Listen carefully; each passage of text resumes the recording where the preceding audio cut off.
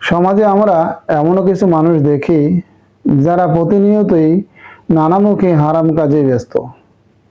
তারাই আবার গলা ফাটিয়ে উচ্চ আওয়াজে বলে বেড়ায়, আমার ঈমান অনেক মজবুত।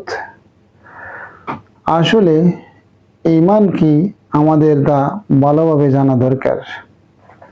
হারামের সাগরে ডুবে থাকার পরও আল্লাহ যদি কাউকে নেয়ামতের পর নেয়ামত দিতেই থাকেন, তবে সেটা আনন্দের নয়, বরং এটা অত্যন্ত ভয়ঙ্কর একটা বিষয়।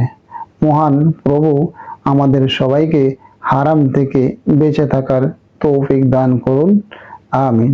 আমার এই ভিডিও দেখে যদি কারো সামান্যতম উপকার হয়ে থাকে, তাহলে আমার জন্য সবাই দোয়া করবেন। আর ফেসবুকে ফলো, ইউটিউবে সাবস্ক্রাইব করে পাশে থাকবেন। আসসালামু আলাইকুম ওয়া রাহমাতুল্লাহি ওয়া বারাকাতুহু।